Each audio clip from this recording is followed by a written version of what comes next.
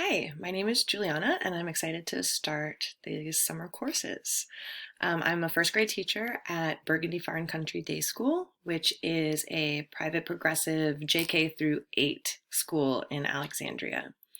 I've been teaching for 10 years now, but this is my first year in the first grade and the first year at Burgundy Farm. So I definitely had a busy school year this year, just getting to know a whole new place. And we started in-person learning in October, mostly outside. So we've been going pretty strong. We had a few weeks of remote learning kind of after breaks, but mostly we've been in person, outside, having a lot of fun. And what I'm most looking forward to right now is getting the school year finished and being able to travel and see family.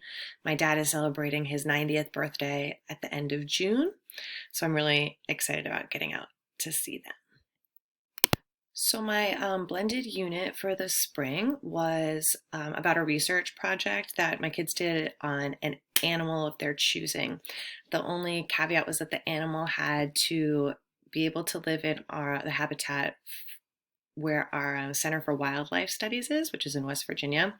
The class goes for a visit every year. So as a work up to our visit, we did a large research project about an animal of the kids' choice.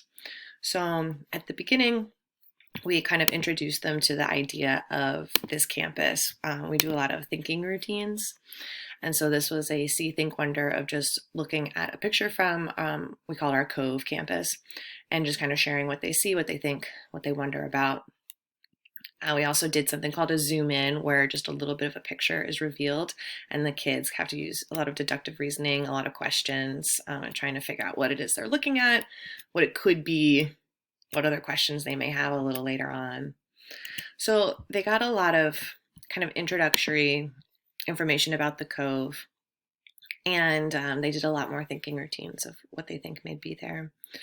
The other part of this unit was conventions of writing that they had learned so far, and really taking an editing eye on their work as kind of a wrap up to the year. So they did a lot of videos in Seesaw. That's kind of our main learning management system. So here they would be assigned different videos. This is on the long O digraphs, and then they would complete some sort of hands-on activity in person. This is me with a ridiculous filter on, singing them some songs probably. And then the other part on Seesaw is they got videos that I would pull from the web for them for their chosen project. So this is Thomas. He had the red spotted newt, and he could click on this, and This video will be about one subspecies. Learn all about the red spotted newt. And he could take notes on his research and kind of gather it all together.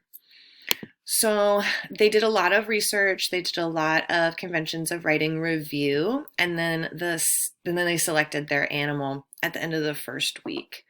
So the second week, we kind of focused on doing a lot of self-assessments. So they took a look at some writing samples that they had. They tried to edit and to kind of key into what their focus is going to be. Is it going to be double ending spelling? Is it going to be long vowel digraphs? Is it going to be their handwriting or their letter placement? So they kind of figured out what they wanted to focus on. So then the culminating piece is they made an online book and book creator, which was a really, really fun activity. They were able to be really independent with it pretty much from the get-go. So it's a free resource that you can use, bookcreator.com, or there's an app for the iPads. So their final book, or in their final presentation, I'll just scroll down. So they recorded their book. They published it with my help, and they needed to have a few facts included in their book. They needed to read it with expression. They needed to share it with the class, and we also were able to create some QR codes so parents aren't visiting, but kids can walk around and scan the QR code and see each other's books, and we can share it to parents at home. I do have one book that I can show you that's kind of adorable. I know a lot of you teach older kids and don't get to hear these little sweet voices. So this is Liv, and she created this book on the great horned owl. Hi, I'm an owl. Hey, Look at my wing. I caught this.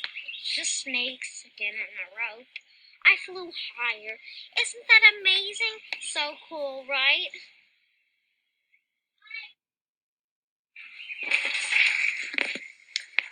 Do you want to know why great horned owls called great horned owl? Yes, brilliant. I know.